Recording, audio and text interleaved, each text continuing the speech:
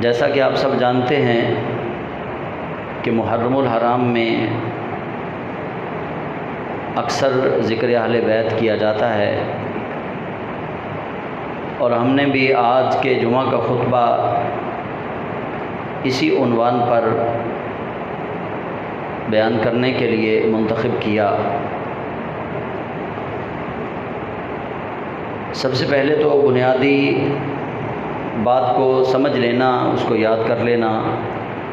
یہ نوجوانان اہل سنت کے لیے اور بزرگوں کے لیے مفید چیز ہے۔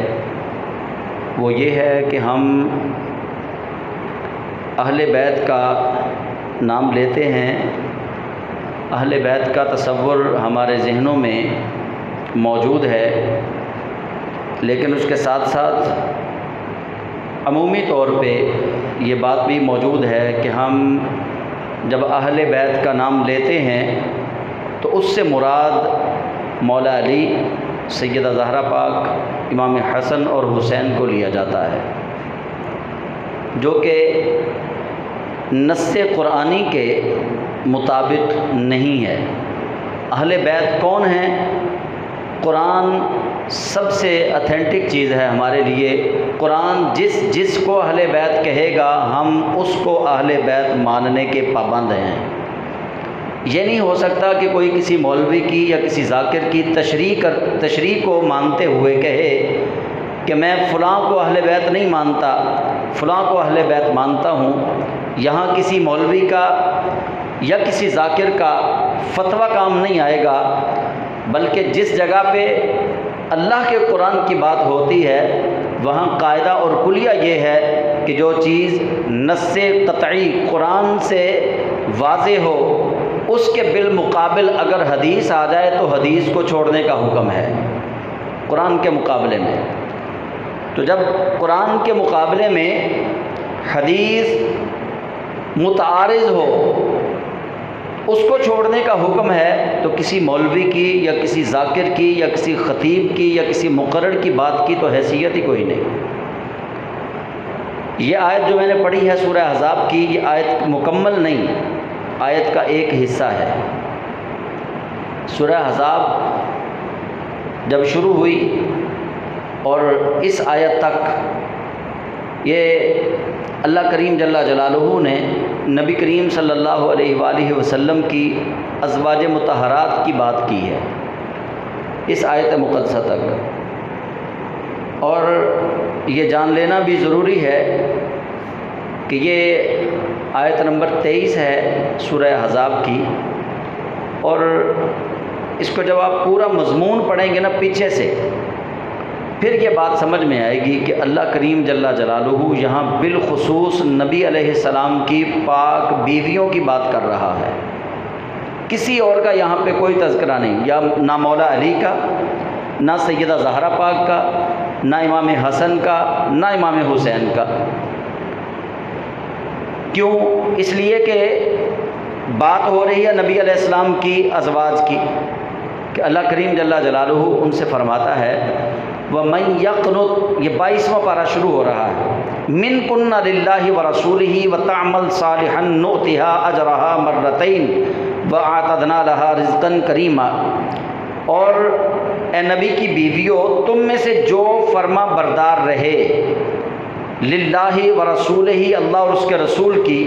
وَتَعْمَلْ صَالِحًا نُؤْتِهَا أَجْرَهَا مَرَّتَيْنِ، اور نیک عمل کرے اللہ اس کو دوہرا ثواب عطا کرے گا۔ وَأَعْتَدْنَا لَهَا رِزْقًا كَرِيمًا، اور ہم نے اس کے لیے عزت والی روزی تیار کر رکھی ہے۔ پھر کہا یا نساء النبی لستن کاحد من النساء،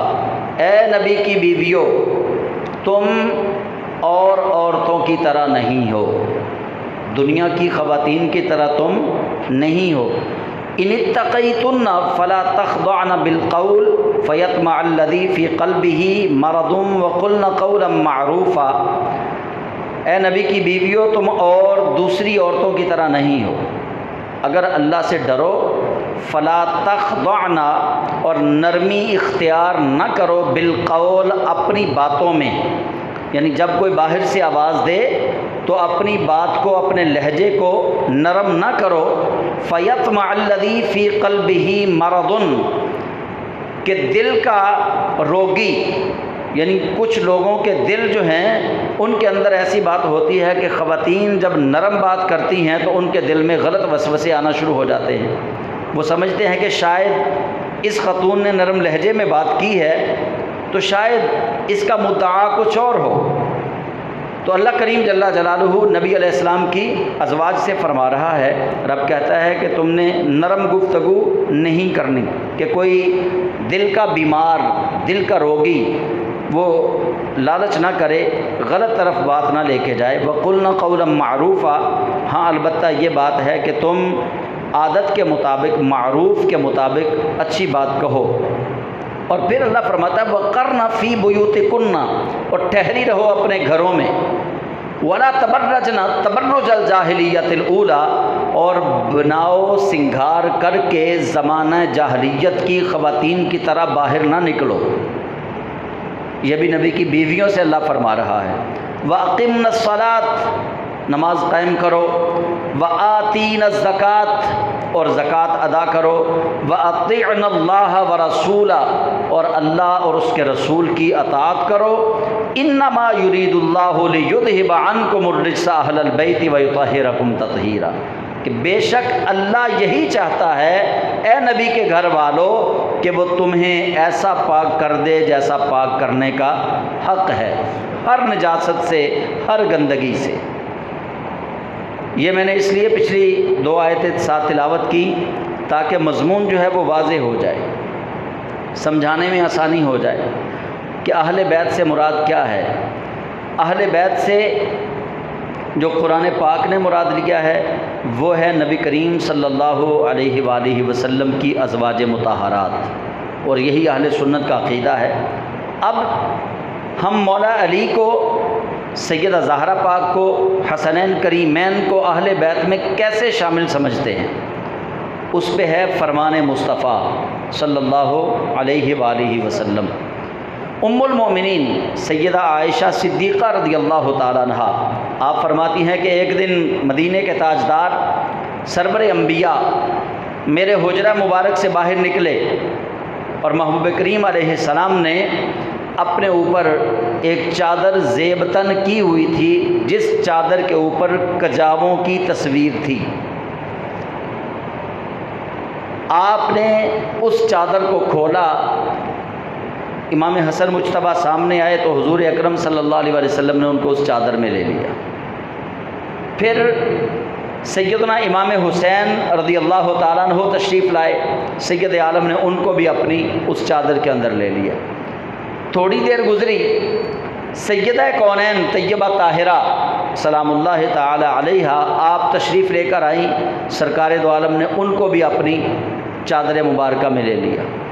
پھر مولا کائنات سیدنا علی المرتضیٰ شیر خدا رضی اللہ تعالیٰ عنہ وہ تشریف لے کر آئے، محبوب کریم علیہ السلام نے ان کو بھی اپنی آغوش رحمت میں لیا، اس چادر کے اندر چھپایا، اور پھر پڑھی یہ آیت انما یرید اللہ لیذھب عنکم الرجس اہل البیت ویطہرکم تطہیرا۔ اور نبی کریم علیہ السلام نے وہاں پہ ایک دعا بھی مانگی۔ ایک روایت میں ہے کہ محبوب کریم علیہ السلام نے اس چادر کے اندر جب سب کو لے لیا، ان نفوس قدسیہ کو چادر میں لپیٹ کر نبی علیہ السلام نے اللہ سے مانگی دعا، اللہم ہؤلاء اہل بیتی فطہرہم تطہیرا، یا اللہ یہ میری اہل بیت ہیں، ان کو یوں پاک کر جیسا پاک کرنے کا حق ہے۔ قرآن پاک کی آیت میں بالخصوص ذکر کیا اللہ نے ازواج مطہرات کا۔ اب نبی پاک صاحب الاولاق صلی اللہ علیہ وآلہ وسلم آپ کا یہاں سے عظیم الشان اختیار ثابت ہو رہا ہے۔ عظیم الشان اختیار وہ کیا کہ اللہ نے تذکرہ کیا نبی علیہ السلام کی ازواج کا، حضور کی پاک بیویوں کا تذکرہ کر کے، ان کی شان بیان کر کے، ان کو وعظ و نصیحت کر کے اللہ نے ان کے لیے کہا کہ انما یرید اللہ لیذھب عنکم الرجس اہل البیت ویطہرکم تطہیرا، اے نبی کے گھر والو، رب تمہارے لیے یہی چاہتا ہے کہ تمہیں ہر نجاست سے پاک کر دے۔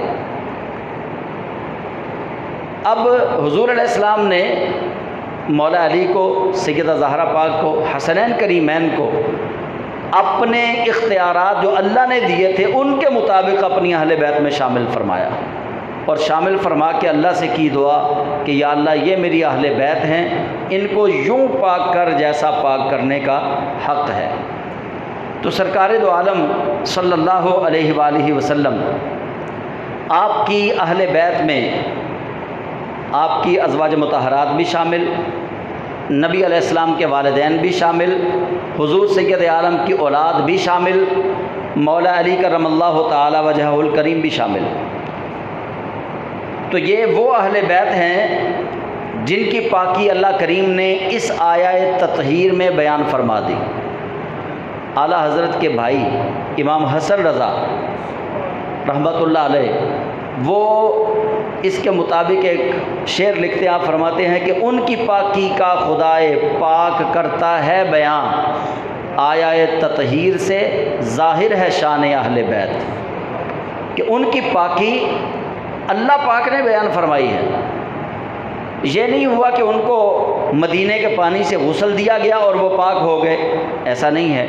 یہ نہیں ہوا کہ ان کو آب زمزم سے غسل دیا گیا اور وہ پاک ہو گئے، بلکہ یہ وہ پاک خاندان ہے جن کی پاکی کا اللہ کریم نے عرشوں سے حکم نازل فرمایا ہے۔ قرآن کی آیت کے اندر جب نبی کریم صلی اللہ علیہ وسلم نے مولا علی کو، سیدہ زہرا پاک کو، حسنین کریمین کو اپنی چادر مبارکہ میں لیا، وہاں یہ عمل حضور کا اجتہاد ہے، حضور کا اختیار ہے، لیکن یاد رکھیے گا یہاں پہ جو بات میں کرنے لگا ہوں وہ قابل توجہ ہے کہ نبی علیہ السلام کا ہر وہ عمل جس پہ اللہ رب العزت جل جلالہ کی مرضی کی مہر لگی ہو وہ قرآن کے مطابق ہے۔ یہ نہیں ہو سکتا کہ حضور سید عالم صلی اللہ علیہ وآلہ وسلم اپنی مرضی سے حضور نے کوئی کام کیا ہو اور اللہ کریم نے اس پہ مہر لگا دی ہو، ایسا نہیں ہے۔ اللہ نے اسی کام کو پسند کیا جو رب تعالیٰ جل جلالہ کی مشیت تھی، جو اللہ کی رضا تھی۔ تو جناب سرور دو عالم صلی اللہ علیہ وآلہ وسلم آپ کے بارے میں ام المومنین سیدہ عائشہ صدیقہ رضی اللہ تعالیٰ عنہ سے پوچھا گیا کہ بتائیے نبی علیہ السلام کو مردوں میں کون محبوب ہے؟ تو صدیقہ کائنات فرماتی ہیں کہ نبی علیہ السلام کو مردوں میں مولا علی سب سے زیادہ محبوب ہیں۔ پھر پوچھا گیا صدیقہ کائنات سیدہ عائشہ صدیقہ سے کہ سید عالم کو خواتین میں سب سے زیادہ محبوب کون ہے؟ تو ام المومنین سیدہ عائشہ فرماتی ہیں کہ خواتین میں نبی علیہ السلام کو فاطمۃ الزہرا سے عزیز کوئی نہیں۔ یہ گواہی دینا، سیدہ عائشہ کا اس بات کی گواہی دینا، یہ واضح دلیل ہے کہ صحابہ و صحابیات اور اہل بیت ان کے مابین کسی قسم کا کوئی تعارض نہیں تھا، وہ ایک دوسرے کی دل و جان سے عزت کرنے والے لوگ تھے۔ اور پھر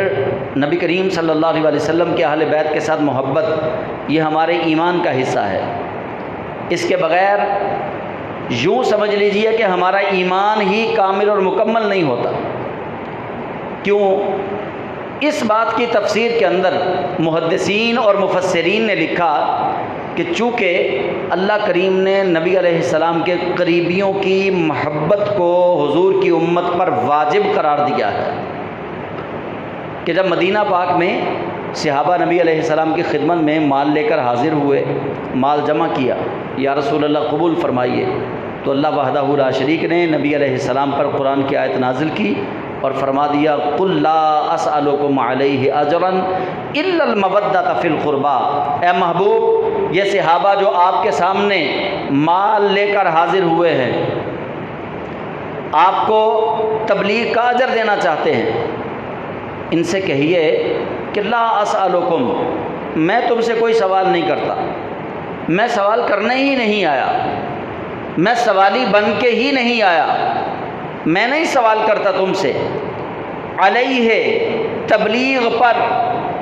تبلیغ کرنے پر میں تم سے کوئی سوال نہیں کرتا، اجرن اجر کا، کہ تم مجھے کچھ نہ کچھ اجر دو، تم مجھے کوئی تحفہ دو میری تبلیغ کرنے پہ۔ فرمایا میں کچھ نہیں تم سے مانگتا،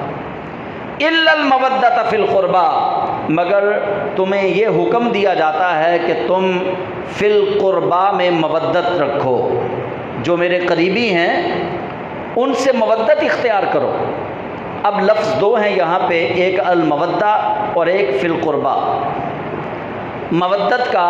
مفہوم آپ نے علماء سے سنا ہوگا کہ یہ محبت سے اگلی چیز ہے، کہ جس طرح اس کی واضح مثال دی کہ جس طرح مچھلی کے لیے پانی کے اندر رہنا ضروری ہے کہ جب وہ پانی سے جدا ہوتی ہے تو مچھلی ختم ہو جاتی ہے، اسی طرح بندہ مومن اہل بیت نبی سے یوں محبت کرے کہ اگر اہل بیت کی محبت اس کے دل سے نکل جائے تو وہ موت کو گوارا کرے، وہ موت کو پسند کرے کہ اب میرا مرنا بہتر ہے، کہ جس دل میں اہل بیت کی محبت نہ رہے اس کو پھر زندہ رہنے کا حق ہی حاصل نہیں۔ مفسرین نے اس کی تفسیر یہ کی ہے۔ اور دوسرا ہے فی القربى، قریبیوں سے محبت۔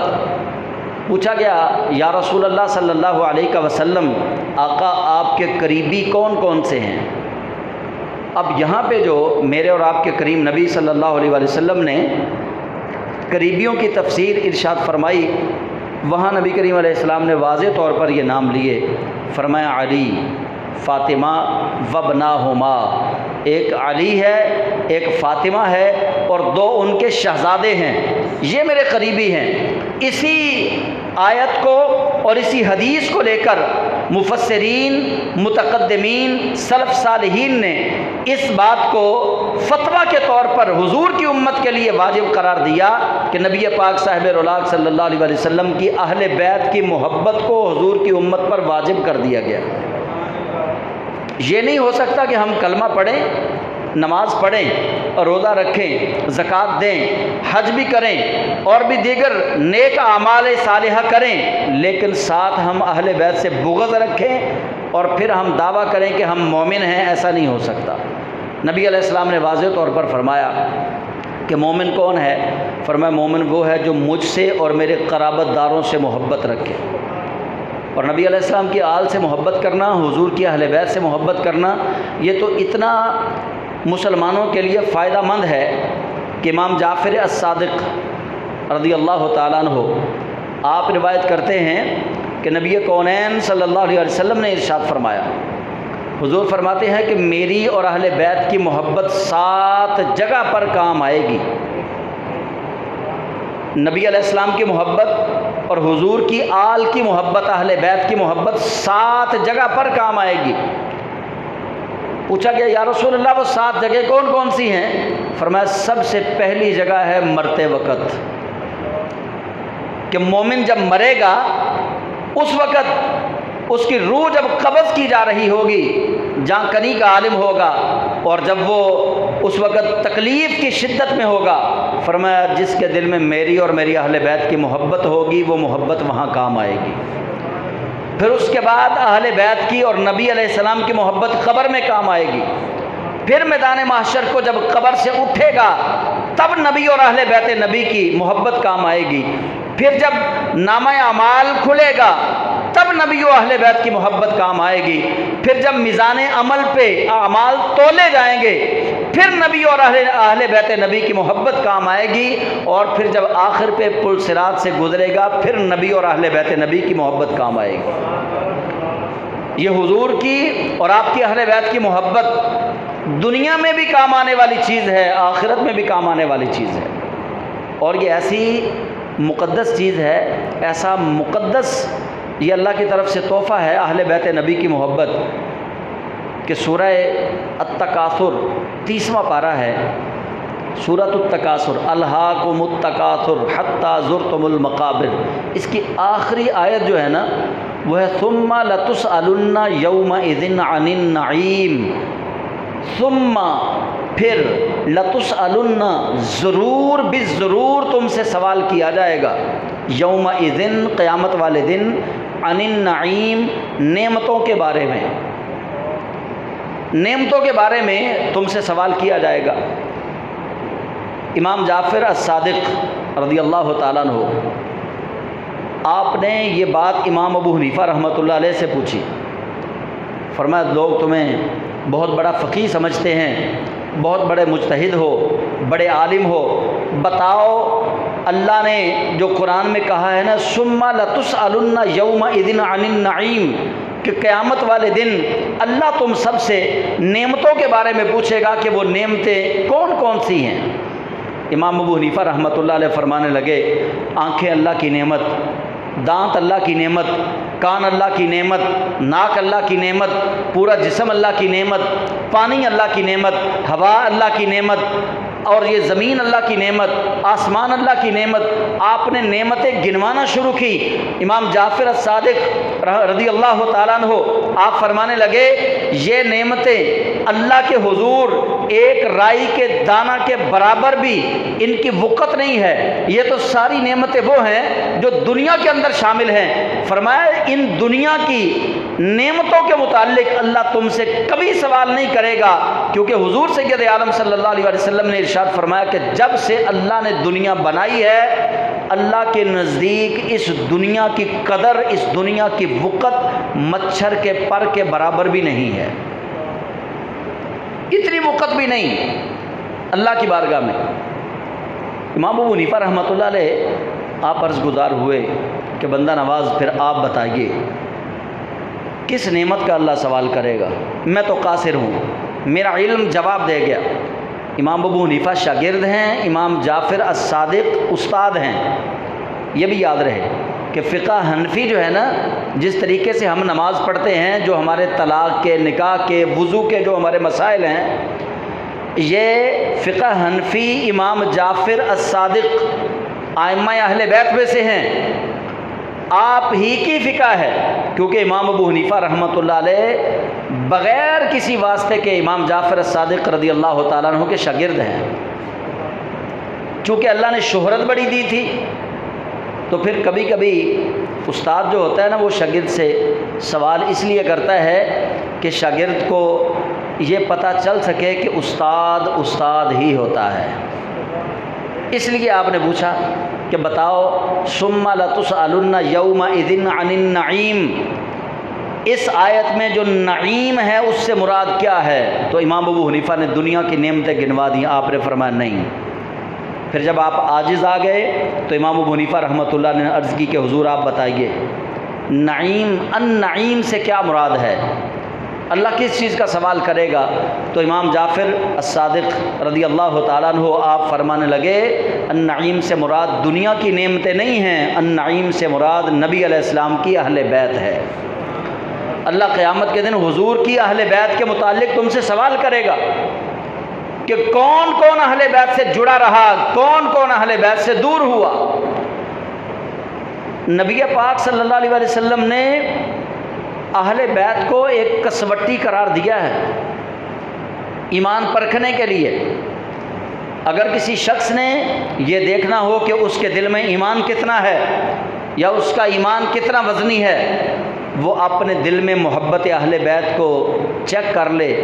جتنی اس کے دل میں محبت اہل بیت ہوگی اتنا ہی اس کا ایمان بلند و بالا ہوگا۔ اور یہ بات میں کوئی اپنے آپ سے نہیں کہہ رہا، حضرت ابو ذر غفاری رضی اللہ تعالیٰ عنہ بڑے مشہور صحابی ہیں، آپ نام سنتے رہتے ہیں۔ حضرت ابو ذر غفاری رضی اللہ تعالیٰ عنہ خانہ کعبہ کا طواف کر رہے تھے۔ طواف کرتے کرتے آپ نے خانہ کعبہ کی دہلیز کو پکڑا، چوکھٹ کو پکڑا اور پکڑ کر لوگوں کی طرف متوجہ ہوئے اور اللہ کی قسم اٹھا کر 3 مرتبہ آپ نے یہ فرمایا کہ لوگوں سنو، نبی علیہ السلام نے فرمایا کہ میری آل کشتی نوح کی مانند ہے، میری آل کشتی نوح کی مانند ہے۔ جس طرح کشتی نوح میں سوار ہونے والے پانی کے عذاب سے بچ گئے، اسی طرح محبت اہل بیت کی کشتی میں سوار ہونے والے دنیا و آخرت کے عذاب سے نجات پا جائیں گے۔ تو محبت اہل بیت ہمیں دنیا میں بھی مصیبتوں سے نجات دلانے والی چیز ہے اور آخرت میں بھی مصیبتوں سے نجات دلانے والی چیز ہے۔ نبی کریم رؤوف الرحیم صلی اللہ علیہ وسلم آپ نے جس طرح اپنے شہزادوں سے محبت کی ہے نا، یا صحابہ نے جس طرح نبی علیہ السلام کی آل سے محبت کی ہے، اللہ کی عزت کی قسم کھا کر کہتا ہوں کہ ہم اس کا 1% بھی ہمارے اندر وہ محبت موجود نہیں ہے، 1% بھی ہمارے اندر وہ محبت موجود نہیں ہے۔ اگر میری بات کو آپ نے چیک کرنا ہو تو کبھی گھر میں تنہائی کے اندر بیٹھ جانا، نماز پڑھنے کے بعد اپنی آنکھیں بند کرنا اور پھر سوچ لینا کہ صحابہ و اہل بیت کا جو آپس کے اندر رشتہ تھا، صحابہ جس طرح ان پر اپنی جانیں قربان کرتے تھے، کیا ہم بھی اپنی جانیں قربان کرتے ہیں؟ کیا ہمارے اندر بھی وہ جذبہ موجود ہے؟ ہم فقط کہہ سکتے ہیں کہ ہمیں جان سے پیارے، مال جان سے پیارے ہیں، ہمیں جناب وہ گھر بار سے پیار، ہم کہہ سکتے ہیں، قربانی نہیں دے سکتے ہم۔ صحابہ نے وہ عملی طور پہ کر کے دکھایا۔ جناب سیدنا ابوبکر صدیق رضی اللہ تعالیٰ عنہ، آپ عصر کی نماز کے بعد شہزادوں کو اپنے کندھوں پہ بٹھا لیتے اور مدینہ منورہ کی گلیوں میں گھومتے، اپنے کندھوں پہ بٹھا کے مدینہ منورہ کی گلیوں میں گھومتے،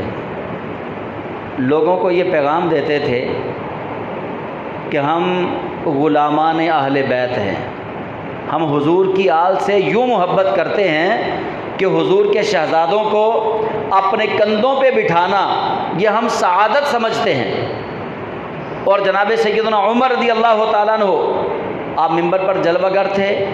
روایتوں میں دونوں شہزادوں کا نام آتا ہے، ایک روایت میں آتا ہے امام حسن تھے، ایک روایت میں آتا ہے امام حسین تھے۔ انہوں نے کہا ہمارے نانا کے ممبر سے نیچے اتریے، تو جناب سیدنا عمر رضی اللہ تعالیٰ عنہ، آپ امیر المومنین تھے، آپ کے جلال سے تو شیطان بھی ڈرتا ہے، اس کے باوجود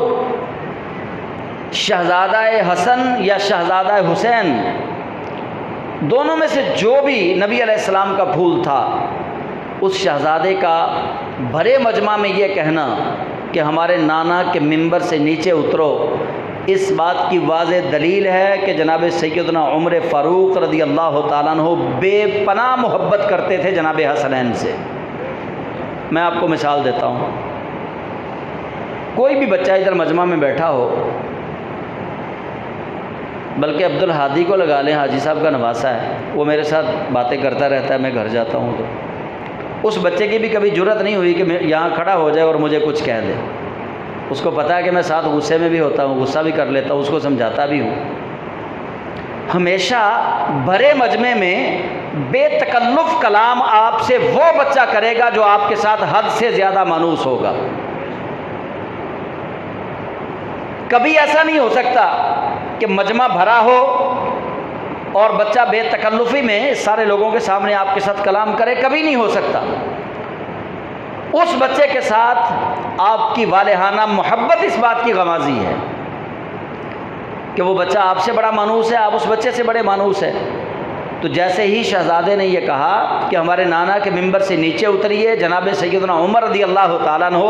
آپ نے دوسری بات نہیں کی، ممبر سے نیچے تشریف لائے اور فرمانے لگے کہ آپ نے سچ کہا، یہ ممبر واقعتاً آپ کے نانا کا ہے۔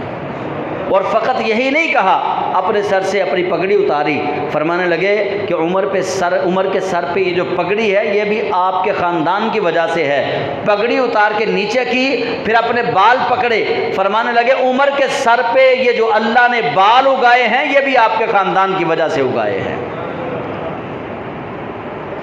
امیر المومنین ہو، وقت کا حاکم ہو، اپنے عہدے کا خیال نہ کرے، کس کے سامنے؟ شہزادوں کے سامنے۔ حضرت عبداللہ ابن عمر رضی اللہ تعالیٰ عنہ وہ کہتے ہیں کہ ایک دن یوں ہوا کہ جناب سیدنا عمر رضی اللہ تعالیٰ عنہ کا جو دربار تھا وہاں کے کچھ اصول تھے۔ امام حسن مجتبیٰ یا امام حسین رضی اللہ تعالیٰ عنہما، شہزادوں میں سے کوئی ایک شہزادہ ہے، ملنے کے لیے آیا، دیکھا کہ وہاں حضرت عبداللہ ابن عمر، سیدنا عمر کے بیٹے، وہ بھی انتظار کر رہے ہیں کہ اندر سے آواز آئے گی تو میں اندر جاؤں گا۔ جب امام حسن نے یہ دیکھا کہ امیر المومنین کا سگا بیٹا وہ انتظار میں ہے، تو اس کا مطلب ہے مجھے بھی اجازت نہیں ملے گی، پہلے اس کی باری آئے گی پھر میری باری آئے گی، یہ سوچ کر وہ واپس ہوتی۔ حضرت عبداللہ ابن عمر کہتے ہیں میں اندر گیا اپنی باری پہ، تو میں نے یہ واقعہ حضرت سیدنا عمر فاروق سے عرض کیا کہ ابا جان شہزادہ حسن آئے تھے، آپ سے بات کیے بغیر ہی واپس چلے گئے، چونکہ میری باری تھی، میرا نمبر تھا آپ سے ملاقات کا۔ تو حضرت عبداللہ ابن عمر کہتے ہیں کہ والد گرامی قدر نے میری بات ادھوری چھوڑی، ننگے پاؤں پیچھے بھاگے، جا کر امام حسن کو پا لیا، واپس لے کر آئے اور فرمانے لگے کہ عمر کے دربار میں آنے کے لیے ابن عمر کے لیے اصول تو واضح ہے، لیکن ابن علی کے لیے کوئی اصول اور کوئی قاعدہ نہیں، آپ کا جب دل کرے عمر کے دروازے آپ کے لیے کھلے ہیں، آپ نے کسی سے اجازت طلب نہیں کرنی،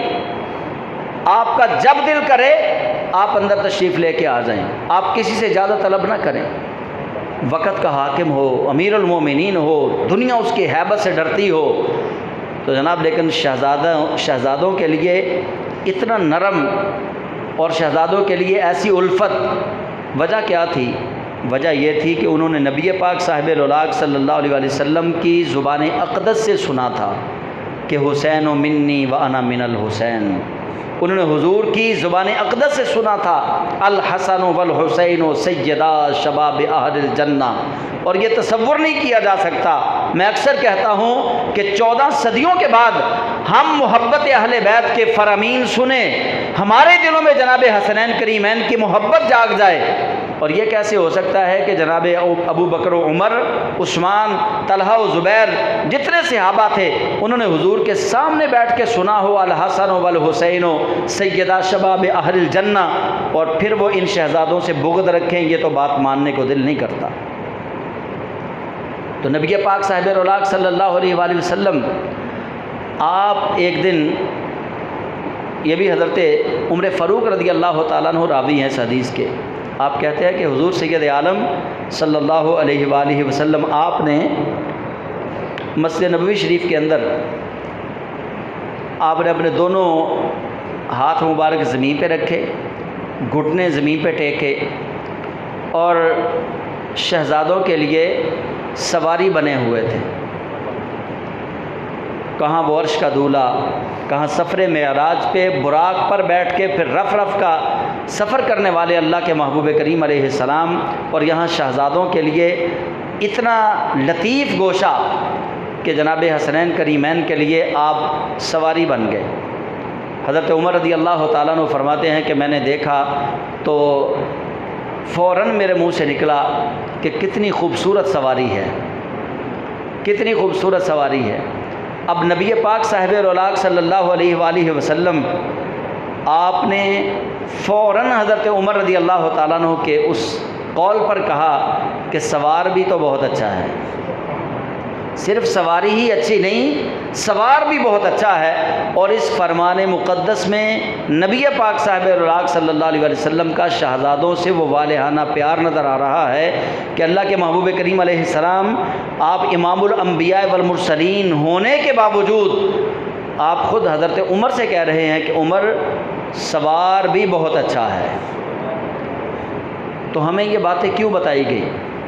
اس لیے کہ ہم شہزادوں سے محبت کریں، اور محبت اہل بیت اتنی ہی ضروری ہے جتنا کلمہ ضروری ہے۔ یہ کیسے ہو سکتا ہے کہ ہم نبی پاک صلی اللہ علیہ وسلم کو محمد الرسول اللہ تو کہیں، لیکن حضور کی کہی ہوئی باتوں پر عمل نہ کریں، ان کا انکار کر دیں؟ محمد الرسول اللہ تو مانیں، لیکن محمد الرسول اللہ کی ذریت کو نہ مانیں، محمد الرسول اللہ کا اقرار تو کریں، لیکن حضور جن کی محبت ہم پر واجب کر کے جائیں ہم وہ واجب ادا نہ کریں۔ ہم محمد الرسول اللہ تو کہیں، لیکن نبی پاک صلی اللہ علیہ وسلم نے جن شہزادوں کو اپنے سینے پہ لٹایا ہو، سینے پہ کھلایا ہو، جن کی زبان کے ساتھ اپنی زبان لگائی ہو، جن کے منہ مبارک میں اپنا لعاب دہن مبارک ڈالا ہو، اور جن کو اپنے کندھوں پہ سوار کیا ہو، اور سید عالم صلی اللہ علیہ وسلم جن کے بارے میں یہ کہیں اپنی لخت جگر سیدہ کونین سے فرمایا فاطمہ حسین کو رونے نہ دیا کرو، جب حسین روتا ہے تو میرے دل کو تکلیف ہوتی ہے۔ ابھی آپ بچپن میں تھے، امام حسین رضی اللہ تعالیٰ عنہ بچپن میں تھے، اللہ کے محبوب کریم علیہ السلام گھر سے باہر نکلے، سیدہ کونین سلام اللہ تعالیٰ علیہ آپ کے گھر سے امام حسین کے رونے کی آواز آئی، اللہ کے محبوب کریم علیہ السلام اندر تشریف لے گئے اور حضرت سیدہ کونین سے کہا کہ فاطمہ حسین کو رونے نہ دیا کرو، جب حسین روتا ہے تو میرے دل کو تکلیف ہوتی ہے۔ یہ کتنا لطیف گوشہ تھا اللہ کے محبوب کریم علیہ السلام کا امام حسین کے لیے۔ ذرا تصور تو کیجئے کہ جس حسین کا بچپن میں رونا نبی علیہ السلام سے برداشت نہیں ہوا، جب ان پہ تیر چلے ہوں گے تو دل مصطفیٰ کو کتنی تکلیف ہوئی ہوگی، جب ان پہ خنجر چلائے گئے ہوں گے تو دل مصطفیٰ کو کتنی تکلیف پہنچی ہوگی، جب ان کا سر تن سے جدا کیا گیا ہوگا تو دل مصطفیٰ کو کتنی تکلیف پہنچی ہوگی۔ نبی پاک صاحب الاولاق صلی اللہ علیہ وآلہ وسلم اس حد تک ان سے محبت کرتے تھے امام حسین سے کہ مولا علی کرم اللہ تعالی وجہہ الکریم فرماتے ہیں کہ ایک دن میں نے عرض کی یا رسول اللہ میرا دل کرتا ہے کہ آپ میرے گھر دعوت کے لیے تشریف لائیں۔ نبی علیہ السلام نے دعوت قبول فرمائی۔ مولا علی کہتے ہیں کہ کھانا تناول فرمانے کے بعد نبی کریم علیہ السلام تشریف فرما تھے، شہزادہ حسین کبھی ادھر بھاگتے ہیں کبھی ادھر بھاگتے ہیں، گھر میں بچے جیسے نانا ابو کے آنے پہ خوشیاں کرتے ہیں تو شہزادہ حسین بھی ویسے خوشیاں منا رہے تھے۔ تو نبی کریم علیہ السلام ان کو دیکھ کر فرحت و شادمانی محسوس فرما رہے تھے، خوش ہو رہے تھے، اتنا خوش ہو رہے تھے کہ آپ کی مبارک داڑھیں نظر آ رہی تھی۔ اسی اسنا میں جبریل امین وحی لے کر آ گئے کہ یا رسول اللہ آج جس حسین کی طرف دیکھ کے آپ مسکرا رہے ہیں ان قریب آپ کی امت ان کو شہید کر دے گی۔ مولا علی کہتے ہیں کہ بس یہ سننا تھا کہ رسالت مآب صلی اللہ علیہ وآلہ وسلم آپ فوراً سجدہ ریز ہو گئے سجدے کی حالت میں، اور نبی کریم علیہ السلام نے رونا شروع کر دیا۔ مولا علی کہتے ہیں کہ میں نے حضور سید عالم صلی اللہ علیہ وسلم کے قدم مبارک پکڑے، اٹھانے کی کوشش کی، لیکن اللہ کے محبوب کریم علیہ السلام سجدہ سے سر آپ نے نہ اٹھایا۔ سیدہ کونین نے اٹھانے کی کوشش کی، محبوب کریم علیہ السلام نے سجدہ سے سر نہ اٹھایا۔ اور پھر نظر پڑی جناب امام حسین علیہ السلام کی، جیسے ہی امام حسین سید عالم صلی اللہ علیہ وسلم کے ساتھ لپٹے، دیکھا کہ نانا جی رو رہے ہیں، آپ نے بھی رونا شروع کر دیا۔ اور بچپن کا وہ رونا بھی کیا رونا تھا کہ رسالت مآب صلی اللہ علیہ وسلم اپنا رونا بھول گئے، سجدے سے سر اٹھایا اور جو جملے ارشاد فرمائے، مولا علی کہتے ہیں کہ نبی علیہ السلام نے کہا کہ فدا کا ابی و امی یا حسین، میرا باپ بھی تجھ پہ قربان، میری ماں بھی تجھ پہ قربان، اے حسین تو کیوں رو رہا ہے؟ یہ محبت کا انداز بتا رہا ہے کہ سید عالم صلی اللہ علیہ وسلم کو امام حسین سے محبت کس درجہ کی تھی۔